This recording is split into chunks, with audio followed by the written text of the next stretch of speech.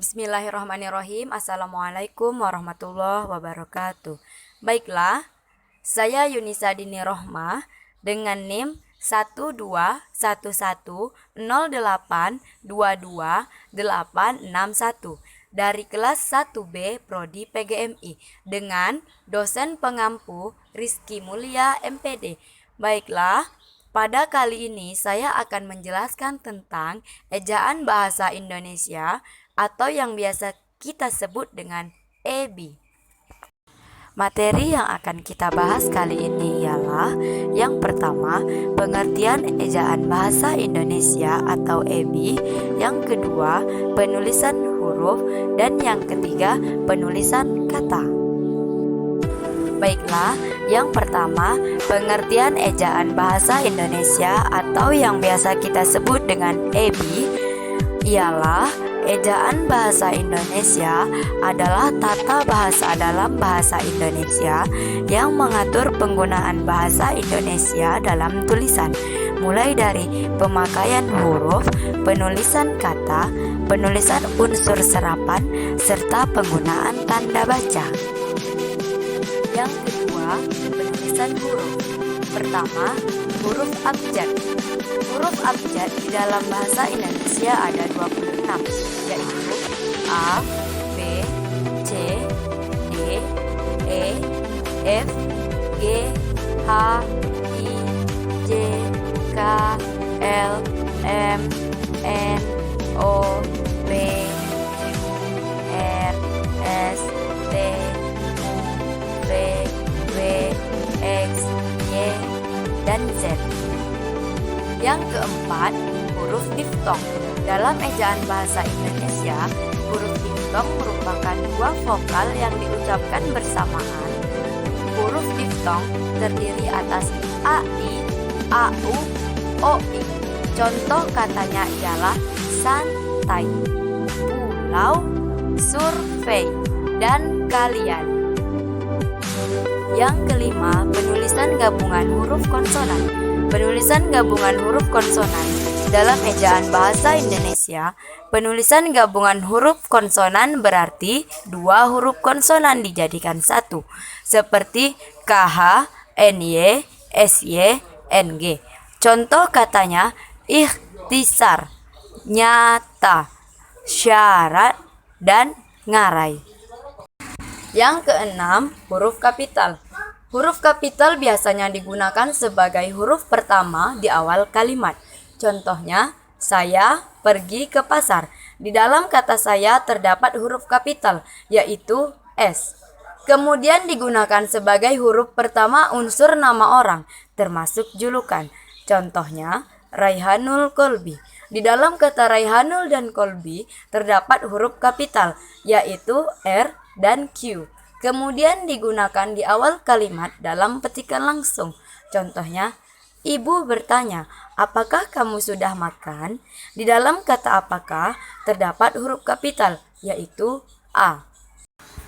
Kemudian digunakan sebagai huruf pertama unsur nama diri geografi. Contohnya, Bogor. Digunakan sebagai huruf pertama nama tahun, bulan, hari, dan hari-hari besar. Contohnya, hari Sabtu, hari raya, Idul Fitri. Digunakan sebagai huruf pertama unsur-unsur nama geografi yang diikuti nama diri geografi. Contohnya, Jalan Ekspan. Digunakan sebagai huruf pertama nama diri geografi jika kata yang mendahuluinya menggambarkan kekhasan budaya. Contohnya, tari Melayu. Digunakan sebagai huruf pertama unsur lembaga resmi, nama dokumen, kecuali kata tugas, di, ke, dari, dan, untuk, oleh. Contohnya, Republik Indonesia. Digunakan sebagai huruf pertama untuk singkatan nama gelar, pangkat, dan sapaan yang digunakan. Contohnya, SPD. Digunakan sebagai huruf pertama unsur bentuk ulang sempurna yang terdapat pada nama lembaga resmi, lembaga ketatanegaraan, dokumen resmi, dan judul karangan. Contohnya, Undang-Undang Dasar. Digunakan sebagai huruf pertama kata Anda yang digunakan dalam menyapa. Contohnya, siapa nama Anda? Yang ketujuh, huruf miring. Huruf miring biasanya digunakan untuk menuliskan nama buku, majalah, dan surat kabar yang dikutip dalam tulisan. Contohnya, berita itu muncul dalam surat kabar Suara Merdeka. Kemudian, digunakan untuk menuliskan kata atau ungkapan yang bukan bahasa Indonesia. Contohnya, orang tua harus bersikap tuturi handayani terhadap anak. Kemudian digunakan untuk menegaskan atau menghususkan huruf, bagian kata, atau kelompok kata.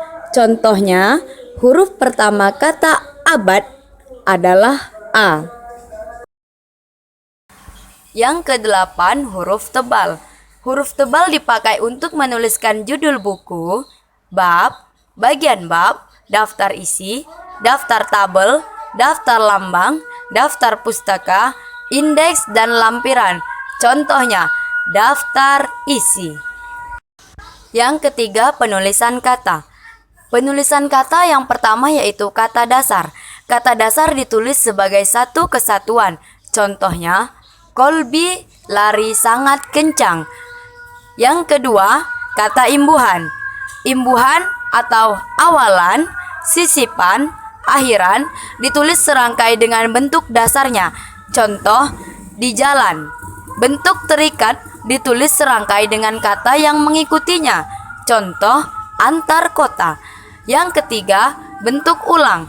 Ditulis dengan menggunakan kata gabung atau strip di antara unsur-unsurnya. Contoh, anak-anak.